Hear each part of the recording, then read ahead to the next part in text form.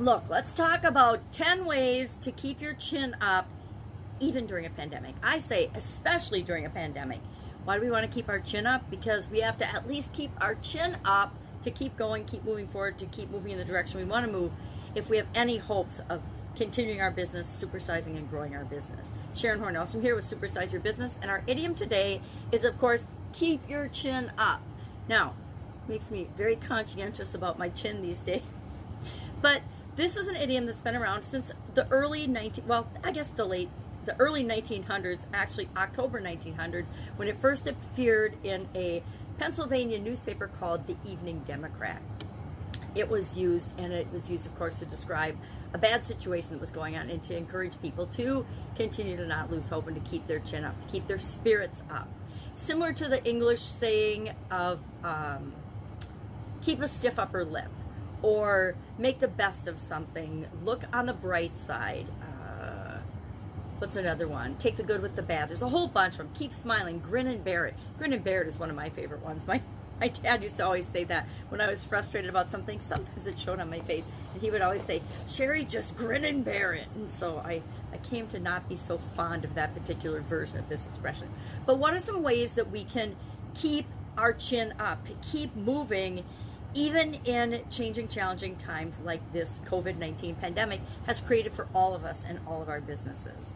Well, I found that I was doing many things, many different things, but what I'd like you to do is share in the comments below, what have you done? What is at least the number one thing that you found yourself doing that has helped you to keep moving through the pandemic? Keep moving forward, keep moving toward your goals, keep growing and building and supersizing your business. For me, I think it's been to continuously just literally make myself continue to take action, make myself be active, do things, keep physically moving and doing things. I think that's been the greatest thing that has helped me to continue to move forward throughout the pandemic. So share yours in the comments below as well. So what are these 10 things that you can do to keep your chin up? What are 10 ways to keep your chin up? And I'm not talking about the whole double chin that we all tend to get as we get older, unless we do jaw and chin exercises, which I read a bunch of them, and I'm going to definitely start doing those. We'll see if that makes a difference. So number one, you need to take care of yourself. I think we've talked about this repeatedly over the last year for sure, about the importance of you can't do anything to grow your business and supersize your business if you're not around, or if you're sick and can't do the things that need to be done to lead the organization and create the business that you want to create. Number two, we want to remember to be grateful for what's working. Be grateful for the things that are working in our lives. I am grateful that the few people in my family that have gotten COVID-19 have come through it with flying colors, including me. I am super grateful for all of the business and all of the things and all the changes and all the people that have come into my life during this time, just like I'm always grateful for the people that come into my life. But especially during COVID-19, when we were physically distanced, I'm grateful for the technology and the ways that we found to continue to do our business and contact and communicate with people in spite of being physically separated.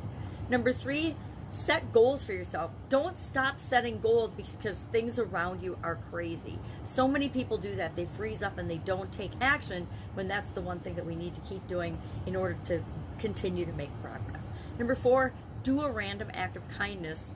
And I say every day, if you can find a way to be kind to someone or something else every single day, you won't believe the benefits and the rewards that you personally reap from that. Everybody says, oh, just do acts of kindness for altruistic reasons. Well, everything we do is always in our own best interest. So why not do things on purpose that get a double benefit, are in our best interest, but they also help make the world a better place as well.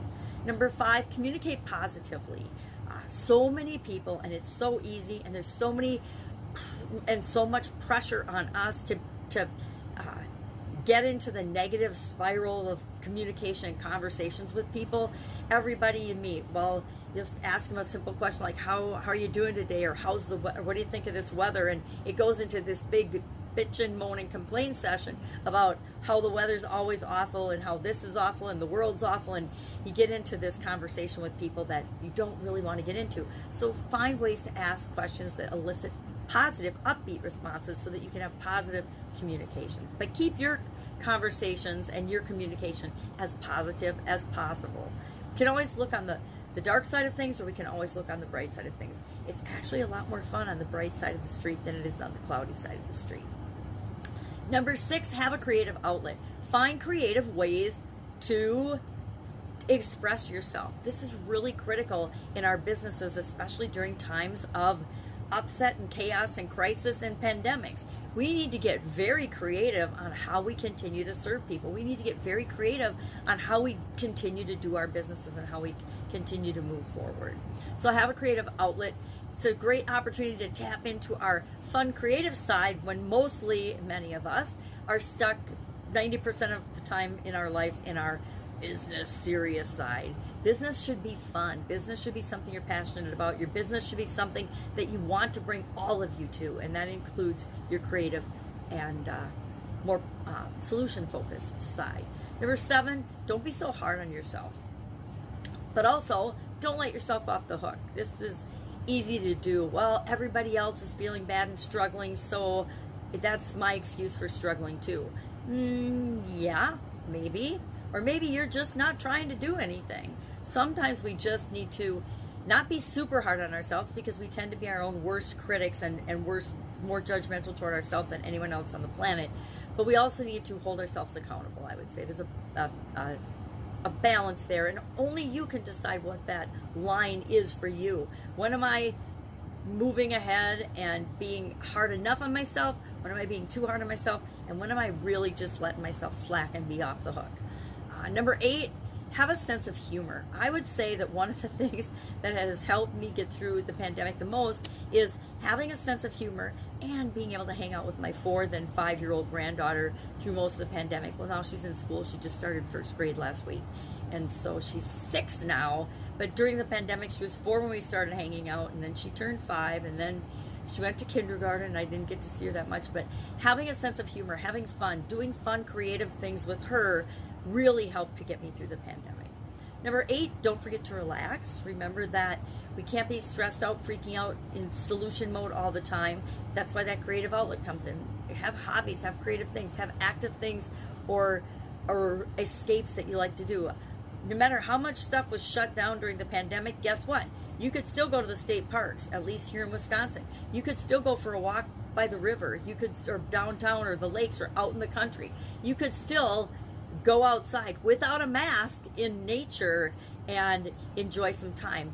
To me, that's my favorite way to relax, so I was all in for that. And number 10, don't be afraid to fail. Don't be afraid to step out of your comfort zone. Try things, and they might not work. I guarantee the first couple things I tried as we were in the pandemic to switch things up and change around and continue to move forward, they didn't work. They failed miserably. But by trying those things and finding out what didn't work, it led me more quickly to what did work. So don't be afraid to fail. Don't be afraid to try new things. So that is my list of 10 things to keep our chin up, especially during a pandemic. Again, share in the comments below what you have found to be the thing that has been most beneficial for you. Maybe it's humorous movies on Netflix. Maybe it's Zoom calls with the family or friends. Whatever it is, whatever's helped you to continue to get through this pandemic the best, share in the comments below so we can all learn from one another. Because I guarantee the pandemic will come to an end eventually, and guess what? There'll be something else that comes down the pipe to mix up our lives or shake us up and add chaos and drama and trauma to our lives. It's just inevitable. And that includes our businesses. Go out, have an awesome day. Enjoy Labor Day tomorrow here in the United States. And I will be with you tomorrow with, I don't know, another fun idiom. Positive idiom that reminds us to keep moving forward especially during times of challenge. But all the time, we always want to be making progress, right? At least I do. All right, have an awesome day, and I will be with you tomorrow.